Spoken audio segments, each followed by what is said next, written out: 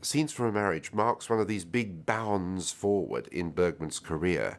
You know, he's gone up and he's gone down, and he's always found a new way of leaping forward.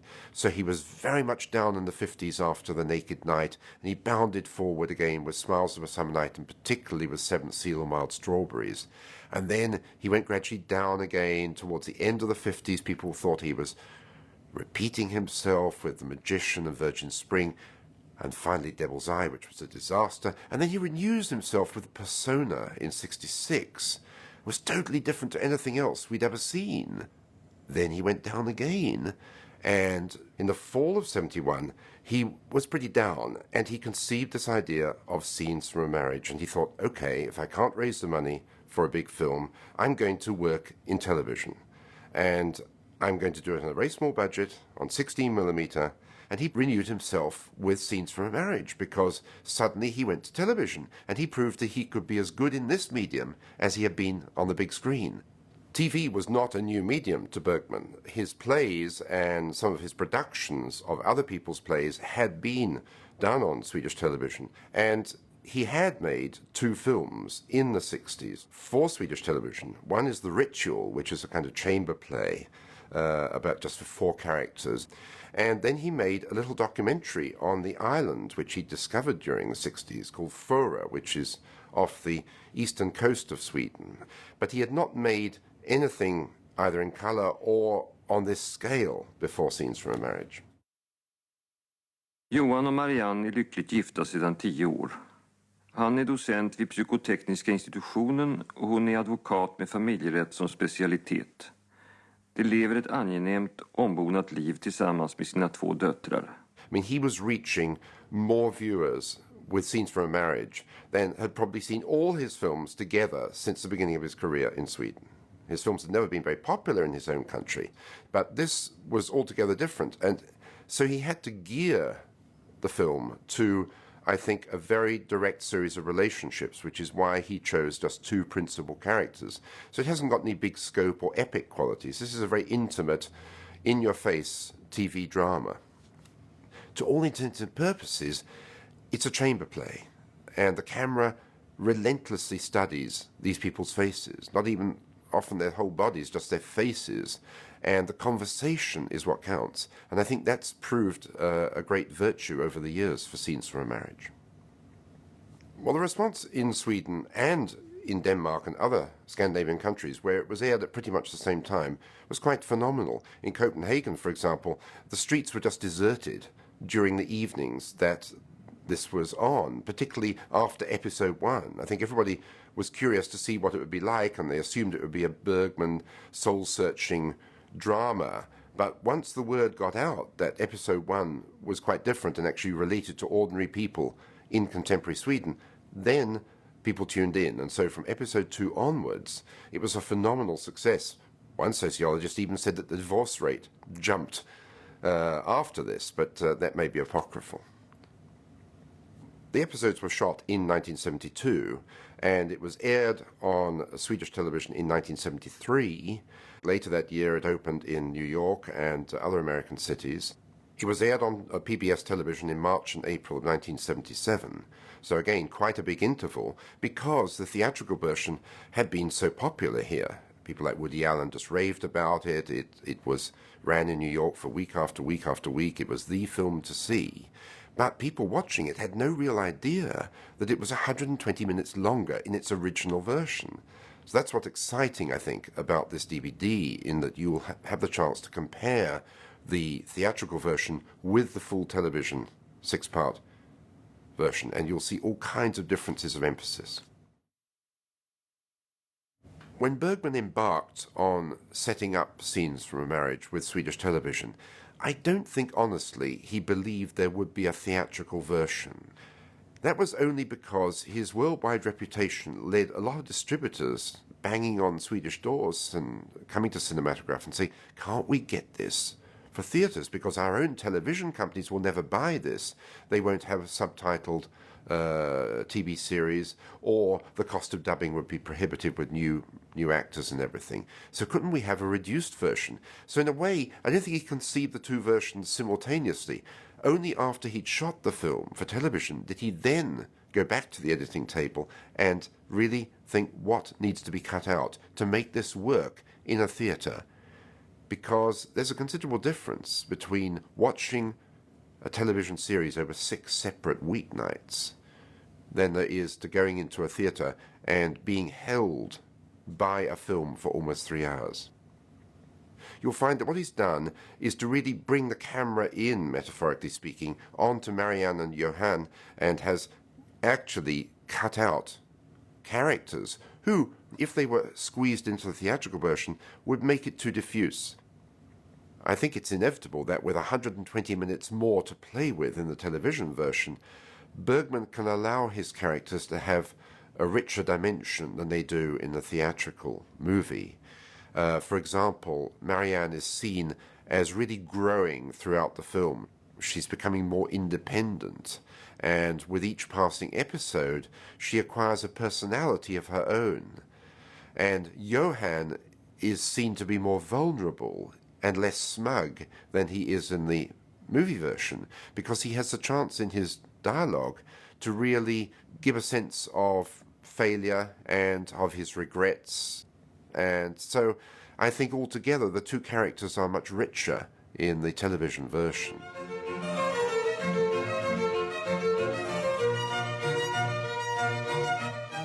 Well, in the opening episode, or part, or scene actually he calls them, a number of cuts. One is a reference to the children in the interview at the beginning. They're briefly seen in the TV version, they're not seen in the theatrical version. Then the most intriguing excision, and the one I think which enriches the TV version, is that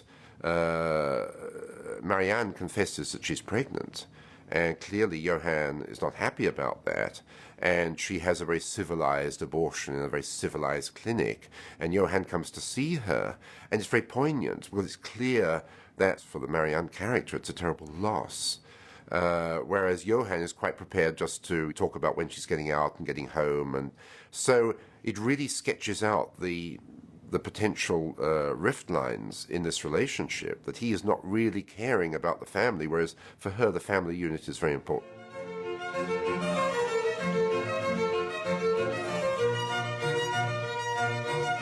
There's also an interesting scene in episode 2 in the television version, which shows Marianne and Johann meeting in a downtown restaurant, and she tries to suggest that they go away for a vacation, and it's clear to us from Johann's reaction that, well, he doesn't really want to leave Stockholm, that something is holding him there. And for the first time, you have a sense that Marianne begins to realize that he may be being unfaithful. She can't put her finger on it, but she knows there's something wrong. That, again, has been eliminated from the theatrical version. So we have to wait until scene 3 for this very brutal confession that Johann makes, that he is actually going away with his lover, Paula.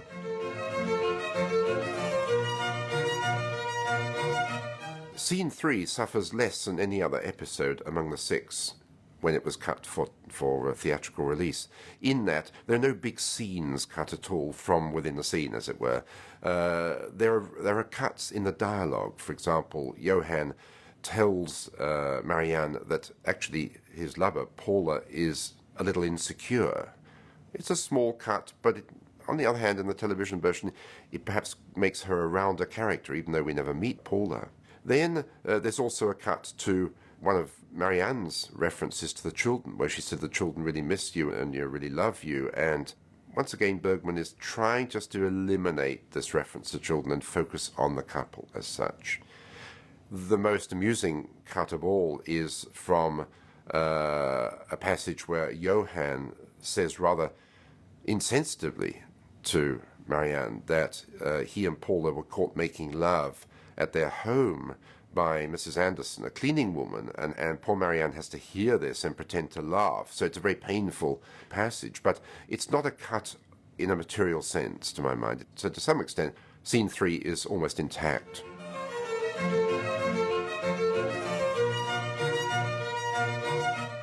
One of the most intriguing things about episode 4 is that we get a sense of how Marianne is beginning to put down independent roots of her own in the wake of Johann's deserting her. She has put new pictures up on the wall. She's tossed out Johann's furniture and put it in store, and basically is sending a message to him that although she likes to see him again, he's no longer an indispensable part of her life. Two significant cuts in scene 4 concern, first of all, Marianne's diary. She's fancied herself as a writer and she's started keeping a detailed diary about her own emotions. And Johann's fairly relaxed after drinking a lot, and he said, well, yeah, sure, I'd love to hear that. So she starts reading to him and suddenly realizes he's fallen asleep on the sofa. Now, in the theatrical version, Bergman gives us a hefty chunk of this, but not such a long piece as he does in the television version. He's very disposed towards these long readings. You may remember in Winter Light, there's this scene where Ingrid Thulin reads for almost 6 minutes a letter. Bergman likes to almost challenge the viewer to look away. He loves to see how long you can concentrate on a particular scene or shot. And that's an example, I think, where it works better in the theatrical version, strangely enough, because it isn't quite so long, and yet we've got the message of what she's saying. In the middle of scene 4, Marianne receives a phone call from her lover, David, and is obviously concerned that she has had this reunion evening with Johann and wants to find out if they've gone to bed together. And so she pretty much breaks off with David in a rather terse conversation, but an interestingly mature conversation in the way that she takes the lead in breaking off the relationship, and she's quite cheerful about it. So you have a feeling that Marianne has organically grown during this last episode. She's actually become an independent woman who's quite willing to organize her own relationships. When the film started, she was very much the vulnerable one who was in Johann's shadow, and he did all the talking and she was very hesitant. Now she's begun to grow herself and to really exercise her own independence.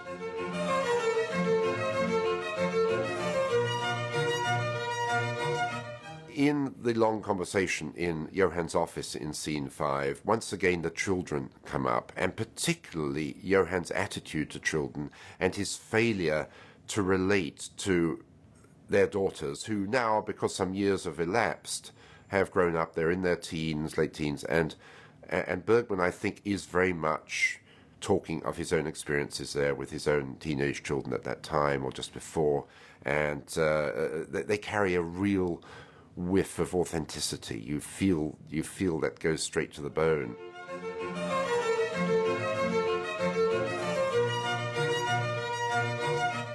Whether by accident or design, Bergman really applied the scissors to scene 6. He cut out the whole 15 to 16 minutes that begins the episode. It's a long visit by the Marianne character to see her mother, played by a very distinguished Norwegian actress, Wenche Foss.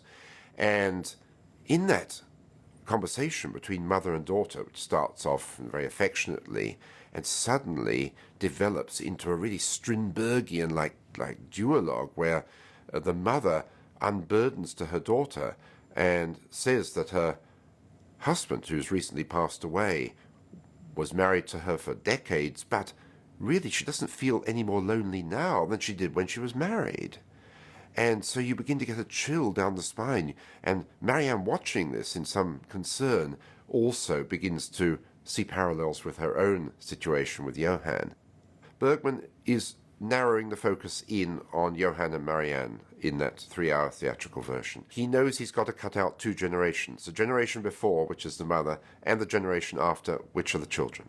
And so it will come as a revelation to those who just know the movie version, that here's this scene with a mother that adumbrates so many of Bergman's favorite themes about the loss of affection between parents and children, the essential inner loneliness of the soul, and the inability to express emotions.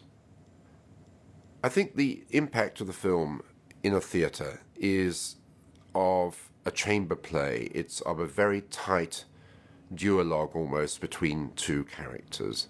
When you see the entire TV version, and personally watching this DVD, I would not recommend audiences to watch it all in one long night.